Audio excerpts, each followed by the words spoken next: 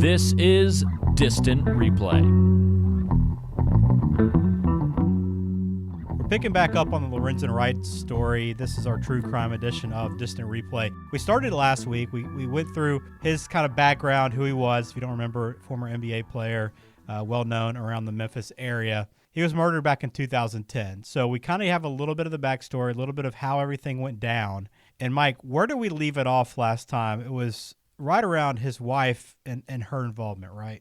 Yeah, so basically, if you haven't listened to part one, I recommend doing it. It'll really fill you in on where we're at right now. But in general, Ben, where we left off last week was this. There's all these different theories on what could have possibly happened to Lorenzen. You know, some involved around drug dealing, some involved around the drug dealer in Memphis that he sold the cars to, you know, but these major theories, at least the drug one, is coming from Sherra Wright, you know. So over the course of time, people start to doubt her story, and the focus of the investigation starts to focus on her. Okay. So that's where we're going to start today, sort of going through more on Sherra Wright. Very good. Again, if you haven't subscribed, do so. You'll find the part one of the podcast on whatever podcasting app you choose to listen on. You also find it on YouTube. We have all of our episodes there as well. We appreciate all the engagement and comments we've gotten from everyone on YouTube. And you can find us online at distantreplaypodcast.com. All right, let's start this part two, Mike. Let's pick right back up where we left off. Okay, so a little background on Lorenzen Wright's relationship with his ex-wife, Sherra. So they were together for 13 years. They had 6 kids. They got divorced in February of 2010. So remember, they divorced in February of 2010, and the crime happens, as we discussed last week, in July of 2010. Oh, wow. So, yeah, very, very close timeline. Very close timeline. Yeah, I did not realize that, you know, at first when I started researching this. So since she was the last known person to see Lorenzen alive, they wanted to question her, you know, just basic questioning. You know, hey, let's get your story straight so it could help us find Lorenzen. Instead of cooperating, she hired a lawyer and didn't speak to police for 9 days. Jeez. Now, what I find, you know, that doesn't mean someone's like guilty of murder. You know what I mean? But I guess to the investigators in this case, it was the way she went about things that sort of made her look more suspicious. Now, Ben, remember last week, this is when she tells the police about that story about the box of drugs, the money, and the track phone that she says Lorenzen brought to her house, and that she says he was going to go meet someone with those items. Yeah. This is at the point where she tells the police that. Okay. Now, in subsequent interviews, she contradicted the story by saying that she never told the police there was a box of drugs.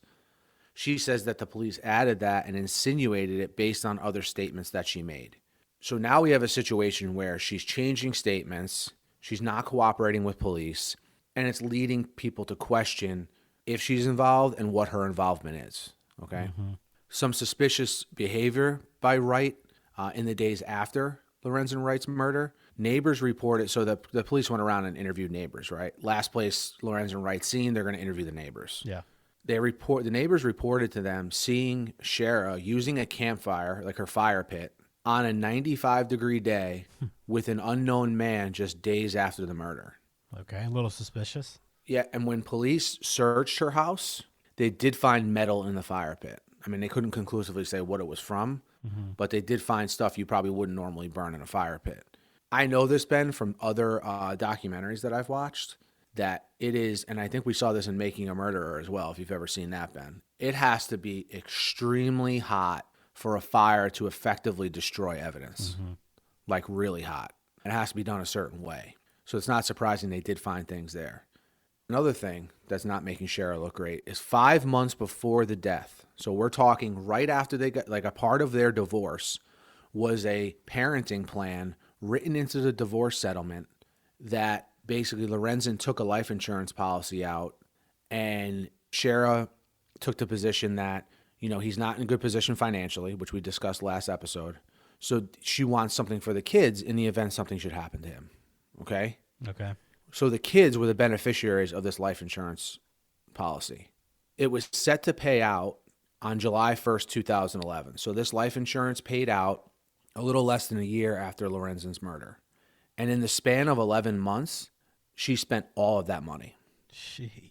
Including buying a house that she renovated for she put $350,000 worth of renovations into a house. So basically, Lorenzen's family, most notably his father, brought her to court saying, look, she got this money. It's meant to be used for the kids. But look at all the stuff she's spending it on. Homes, vehicles, stuff that doesn't have to do with the kids. Mm-hmm. So we get through this time period. They're still suspicious of Sherra, but not enough evidence to sort of go any further than that. By 2015, Sherra remarried and moved to Houston and became like a motivational speaker. She wrote a book, okay, called Mr. Tell Me Anything. And it's a book about a wife with a tumultuous relationship with an NBA player. Okay. And she would later do interviews and obviously was asked the question, hey, the NBA player you depict in this book, who she depicted as like being abusive and things of that nature, abusive, womanizer, things like that, are you depicting Lorenzen? And she basically said, yes, like a lot of this book is based off my experiences with Lorenzen. Okay.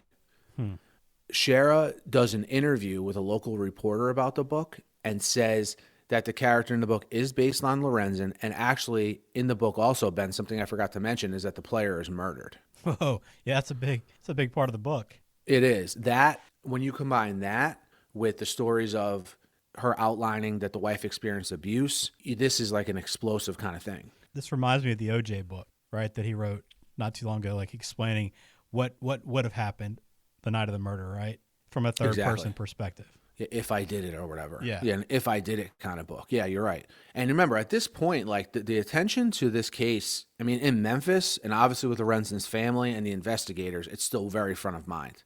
But this case, like a lot of people had kind of like put it on the back burner, sort of. But this book sort of brought it back to the forefront. Like, wait, what is this book she's coming? We're already suspecting her of doing this, and where did this book come from?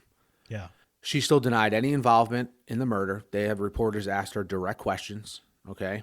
The person she moved to Houston with, okay, and got married to was a reporter, all right, named Kelvin Cowens.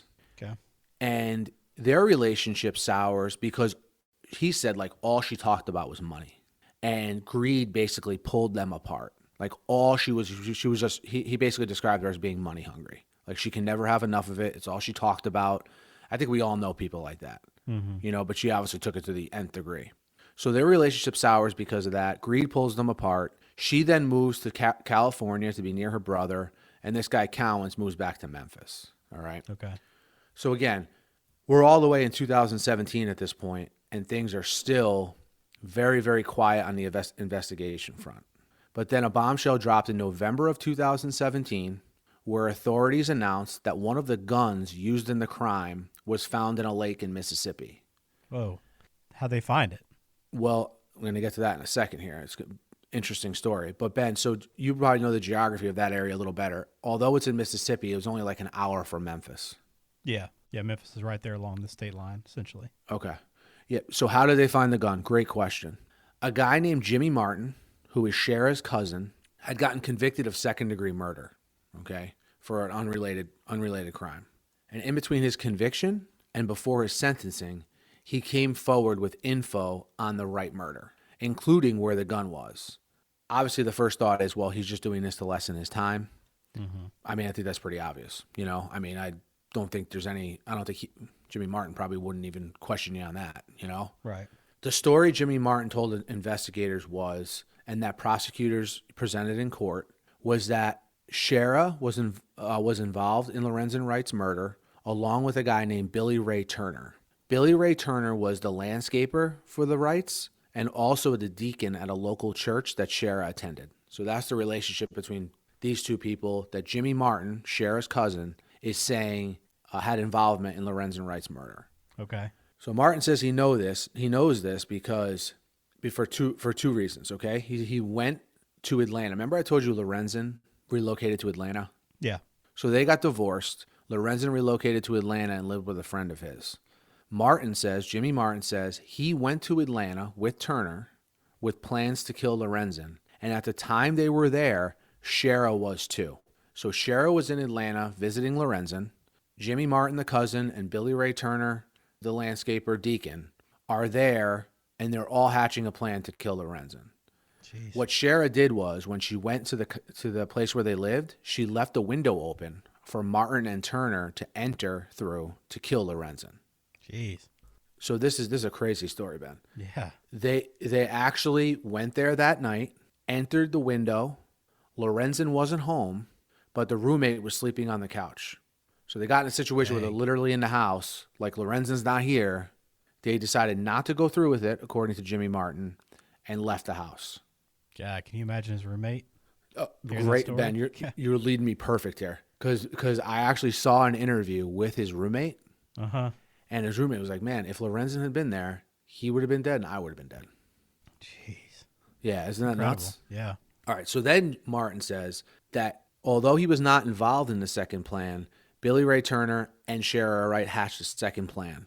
And then Martin says he knows this because a couple days after the murder, Sherra and Turner told him that they killed Lorenzen, and Martin knows this because they asked him to clean up the crime scene. So it's kind of like, it seemed like a situation, we're in a pickle. Who do we know that would know how to clean up a crime scene? Oh, let's call my cousin Jimmy. You know? After they cleaned up the crime scene, Martin and Turner drove to Walnut, Mississippi, and Martin says that's where Turner threw the gun in the lake. So that's the story on how the police ended up at that lake in November 2017 fishing out that gun. Okay. So what police do is they do like a media blitz with this information about the gun, right? Because they know they have suspects in Sherra Wright and Billy Ray Turner. You know, the public doesn't know this. The public doesn't know how they found the gun, you know? So they do like a media blitz, really getting it out there in the Memphis area and nationally that, hey, we found this gun involved in the Lorenzen Wright murder. And at the same time, they set up surveillance on Turner and Sherra Wright. Okay. Based on info from phone taps, they arrest Turner for being involved in the murder of Lorenzen Wright. They charge him with first-degree murder, and he pleads not guilty. Okay? Okay. This is very shortly after they find the gun, by the way, like within a month. I wonder what he said on those phone taps.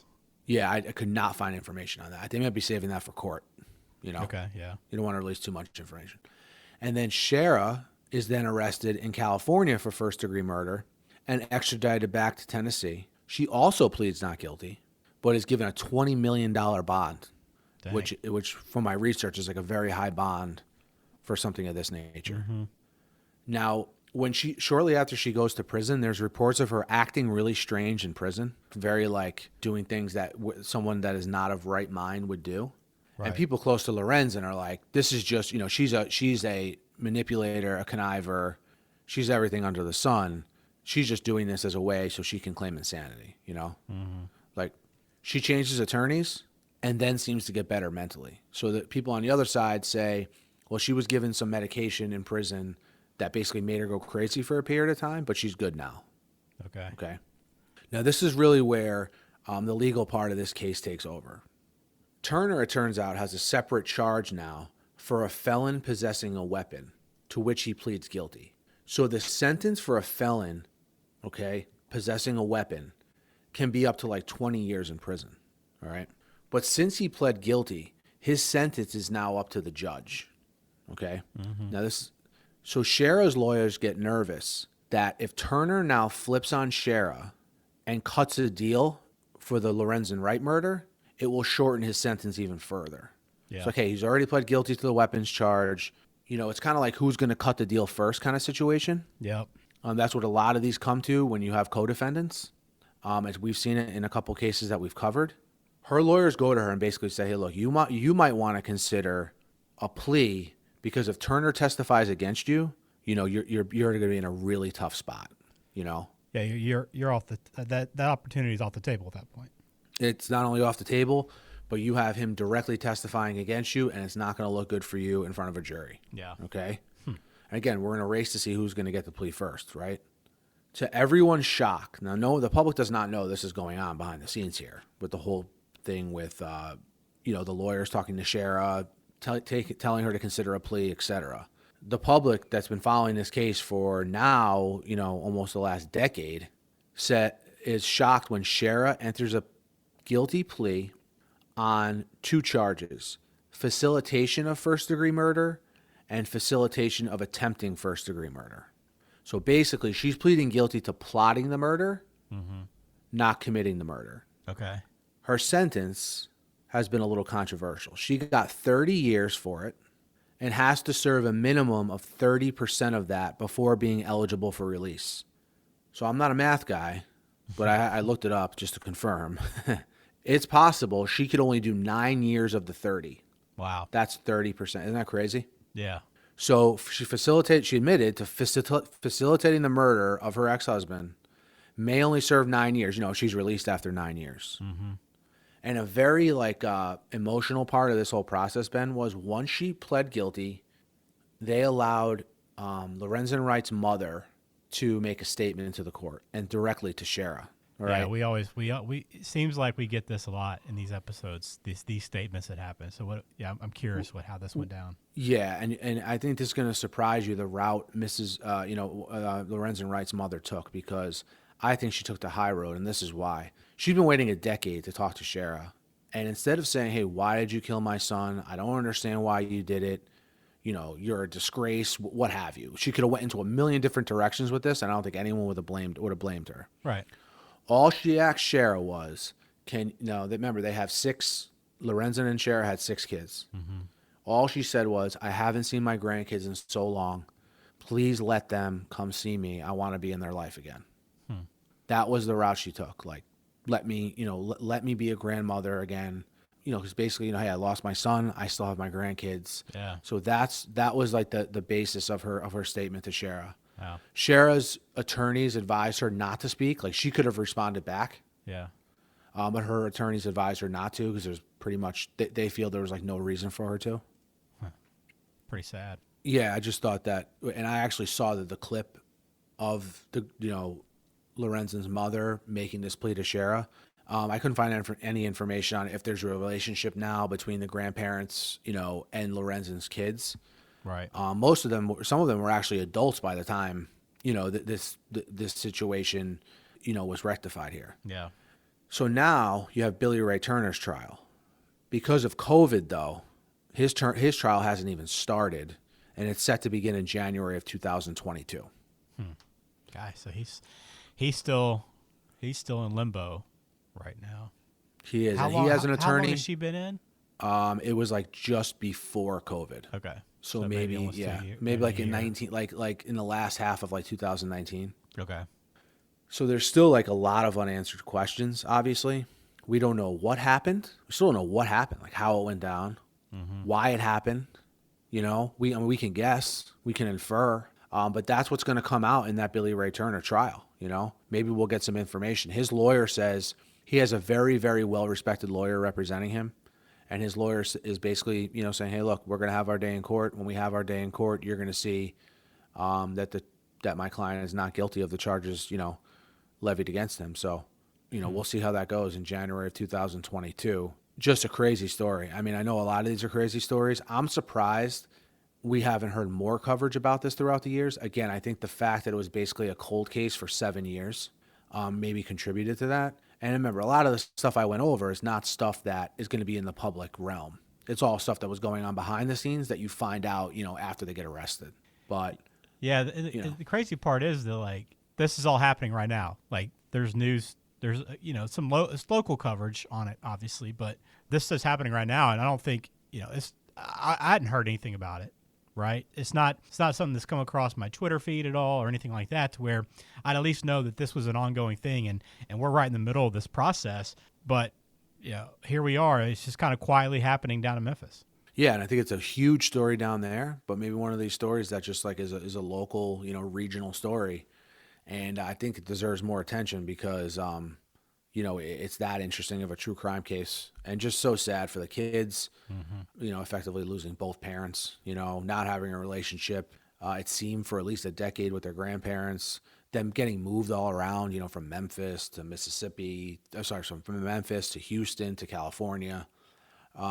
Just terrible for everyone involved. It is indeed. We'll have to do a follow-up, I guess, when this trial actually takes place and when there's a verdict on Turner to kind of find out. Maybe we'll get more details about what happened the night of the murder. Because I guess do you have Mike? I guess I know you haven't found anything, and there's probably maybe some speculation. But do you have any thought on what happened the night with the fire? Like what might have gone down there? The night of the fire, Yeah, when like they lit the fire in the backyard. Yeah, what they might have been burning or how. That Yeah, might have we don't looked. know who was there with her. True. You know what I mean? We don't know who was there with her. I don't think it would be a gun they would be putting in the fire. That wouldn't work. Yeah. It had to be, my guess, it had to be something, maybe metal that was involved in the crime, which we don't know because we don't really know how the crime went down.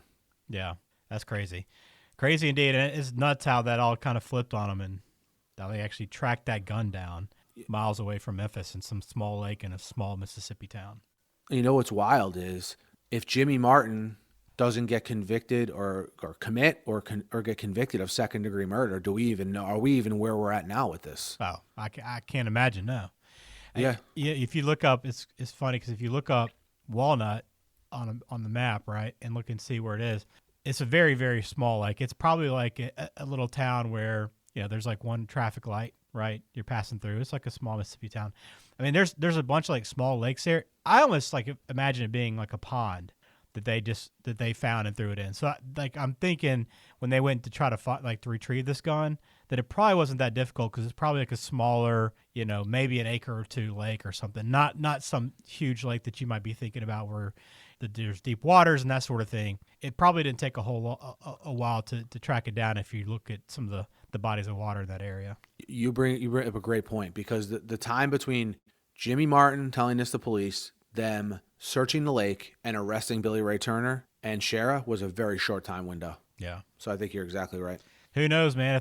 You always kind of wonder about these things, but if they took the time to throw it in, not too much further, that is the Tennessee River, Mike, and I wonder if you throw it in there, if it's a different story because of the currents, because of the water, the body of water is different. Who knows? But man, it's a crazy story altogether. I'm looking forward to seeing how this all unfolds and how it plays out. And I mean, if his wife gets out in 9 years, that's a whole different conversation altogether, too. It would be ridiculous. Yeah. I mean, she, and people that know her, people that know Lorenzen and know her said, man, this is another time she's like manipulated the system. Yeah. Where she might only have to do 9 years for plotting the murder of her ex-husband.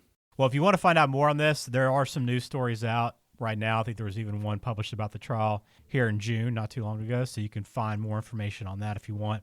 I think 2020 did a special on it last year as well, right? So there's some TV specials that have been done. There's articles. I mean, you can find stuff. It's not as publicized as you think it would, but there's stuff out there if you want to learn more.